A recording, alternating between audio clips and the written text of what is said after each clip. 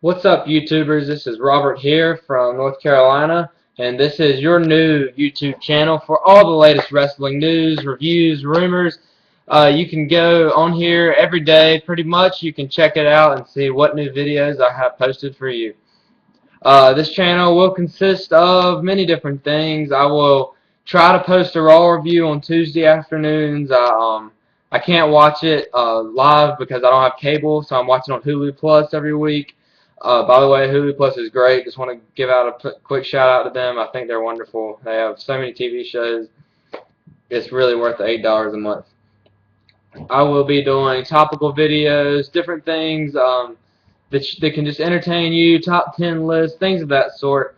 There's plenty of things that you can do on this channel. Please subscribe. I'm an up and coming YouTuber.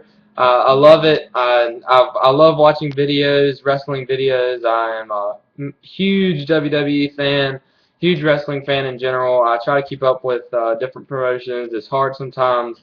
Um, but I try. Uh, First of all, I wanted to give my opinion on several topics regarding the WWE and TNA. First of all, I want to address a show that many of you may not know exists or may have never watched before, NXT. Brief background history: NXT Season 1 was won by Wade Barrett. He is a WWE superstar on the main roster. He fluctuates up and down the card. He's not a huge star, but what we can say about the first season of NXT is they created the Nexus faction, who was a huge deal back in, I believe it was 2009. They consisted of people such as Heath Slater, Wade Barrett, David Otunga, Daniel Bryan, and Ryback, Darren Young. There was all these stars now that are still on the card today originated from NXT. Nowadays, I don't know if you watched first season of NXT, but nowadays it is basically like its own brand per se of WWE.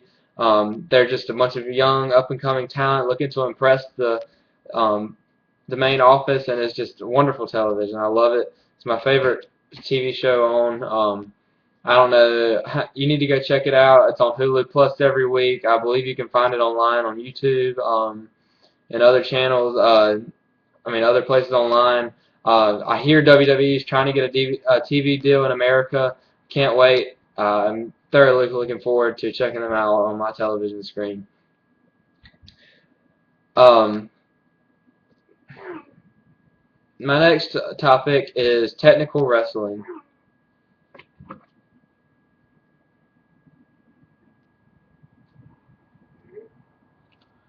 Uh, my next topic is technical wrestling. Technical wrestling is basically just the fundamentals of wrestling. There's a lot of it. There's a lot of great technical wrestlers that aren't great on the card. Technical wrestling is an important factor of the WWE today. It really is. I think it's definitely necessary. You can't have a five-star classic without a great deal of technical wrestling. I believe you've got to have the full package. You've got to have the spectacular entrances. You've got to have the crowd into the match. You've got to have the name power, the star power. But you got to have technical wrestling. You've got to have big spots. There's so many different things that you need. Um,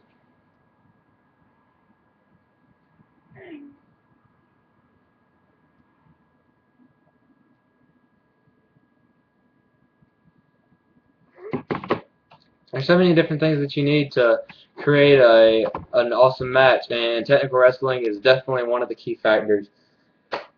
Next, I want to talk about the Attitude Era versus the Modern Era. It's awesome.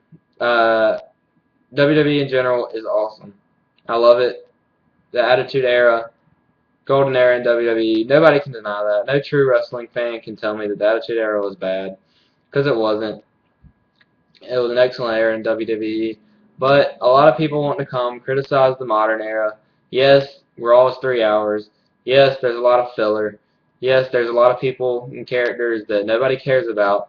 But what matters, what everyone remembers at the end of the day, 10 years from now, is the main angles. The Attitude Era had tons of terrible angles that nobody cares about or wanted to see. Now, yes, their mid card was more full and more people were more engaged in the mid card, but people don't remember those feuds. I mean, nobody remembers the New Age Outlaws versus Chainsaw Charlie and Terry Funk. I'm sorry, Chainsaw Charlie and Cactus Jack. That was a great feud. I love the dumpster segment, but nobody remembers it. Everybody remembers Stone Cold versus McMahon, Stone Cold Rock, Undertaker Mankind from King of the Ring. Nobody remembers that. They remember Edge Hardy, Edge and Christian, Hardys and Dudleys. This is the main feuds, the stuff that really um,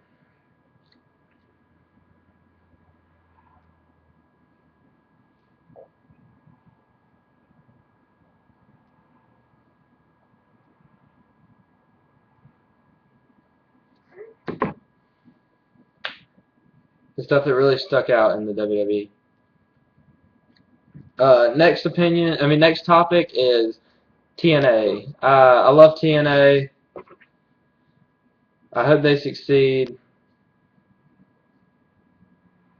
I want them to be competition for WWE, but it's plain and simple, they're not. They just cannot compete with WWE. They're not as good. They just don't produce a good product. They have some great wrestlers on there. They just do not produce a good product.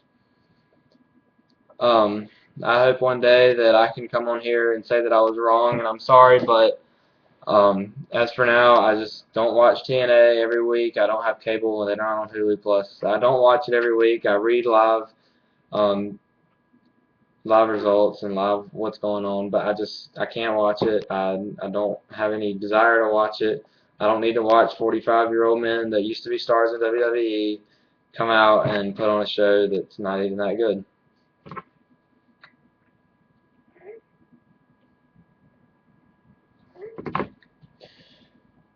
Next up, what is going on with WWE right now?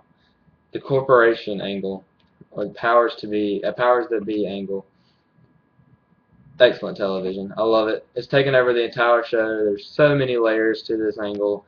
There you got the Shield can feud with people. You've got Randy Orton feuding with Daniel Bryan. Triple H is torturing the roster. It's going to become a WWE versus corporation angle, just like the Attitude Era, but it's fresh and it's new and it's more intense. Why do I say that?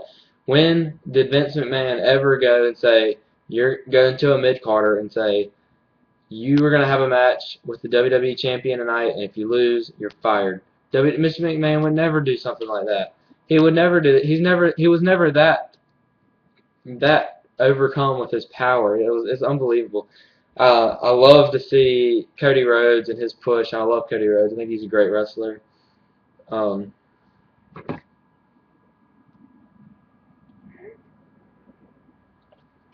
I hope he becomes a big baby face in the near future. Can't wait to see the rise of Cody Rhodes. And by the way, congrats on your wedding. It's coming up. Have fun on your honeymoon. See you in a couple weeks. Next up is Daniel Bryan and his rise over this summer.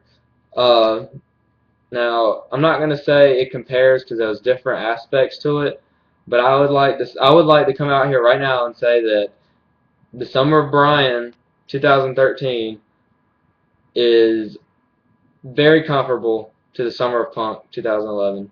Now, there's different aspects. There's not a huge moment like the pipe bomb, but there's so many memorable moments. It's like a combination of the summer of Punk and Austin McMahon from the Attitude Era. I mean, it's like it's just good television. I'm engaged. I can't wait for Raw every week to come see what's going to happen next to Daniel Bryan and when he will finally get one over on the McMahons and Triple H. I can't wait to see how this plays out. Finally is CM Punk versus Paul Heyman. Now this is kind of getting overshadowed by um, the corporation storyline. Um, I'd like to say that during SummerSlam, while I was watching it, I was so into the John Cena Daniel Bryan match that I overlooked the Beast versus the Best match.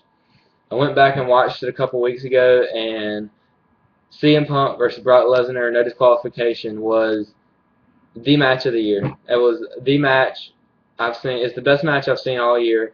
The only one that comes close is John Cena versus CM Punk from Raw for the #1 contender for the championship, and John Cena versus Daniel Bryan, of course, from SummerSlam. Um, CM Punk Taker, I think it's a great match, but I'm not going to say it was Match of the Year candidate because I don't think it had the. I just don't think it was a big enough match, a big enough deal. Even though the streak is a huge deal, I just don't. I didn't. It didn't have that same huge fight feel that these other matches did. Um, Now a little bit about my channel and what to expect. Like I said, I will be posting Raw reviews some point during the week. It will be Thursday night at the latest. Hopefully, I'll get it up Tuesday afternoon every day, so you can check it out when your mind's still fresh on Raw. But if not, you'll still get my Raw thoughts every week. NXT comes out late Wednesday night on Hulu Plus, so I'll either be posting it in the middle of the night on Wednesday after I watch it, or Thursday morning on this channel. You can expect to see that before midday Thursday every week. NXT is great. I suggest you check it out. It's the best TV. It's the best product put out right now. I will try to post a video every week, maybe on Friday night or Saturday morning. I haven't quite figured all that out yet. Basically covering everything else going on, just news and what's going on behind the scenes on the screen. Also, I'll be talking briefly about SmackDown, briefly about TNA for that week. Try to give you my thoughts on what's going on, if I'm interested in TNA right then, or if I'm interested in watching SmackDown. I hear SmackDown's trying to get back to the same level as Raw. Now, I would love to see that happen, but I don't believe they can do it. Especially because it's on a Friday night and TV ratings they struggle on Friday nights no matter what you do.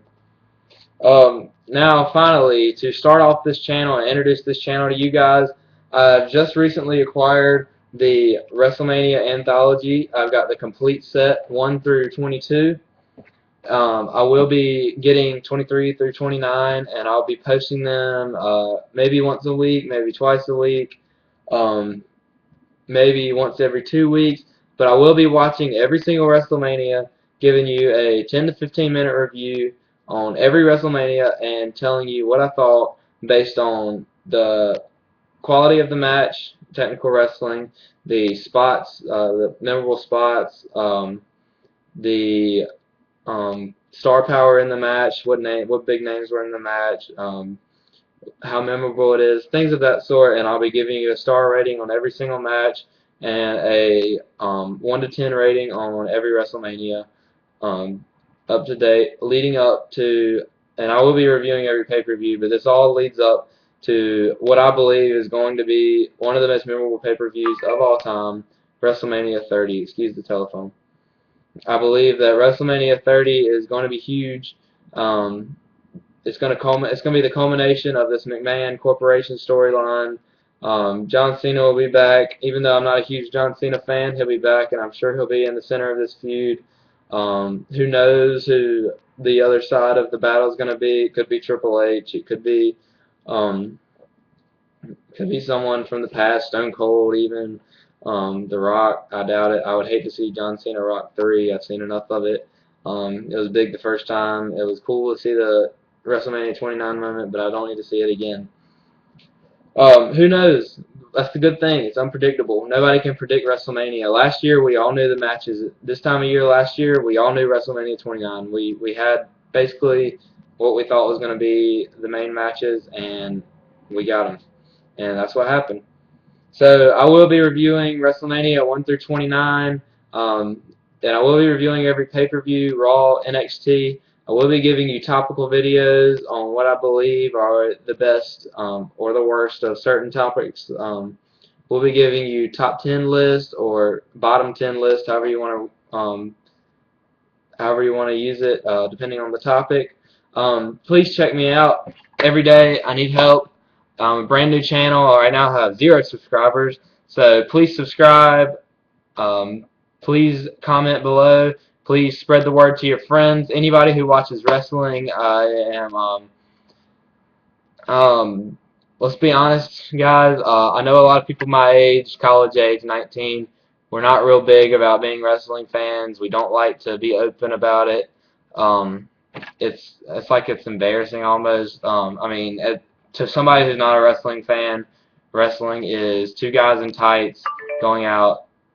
They're beating each other up, slamming each other around, grabbing each other inappropriately. That's what it looks like to people, people who are not wrestling fans.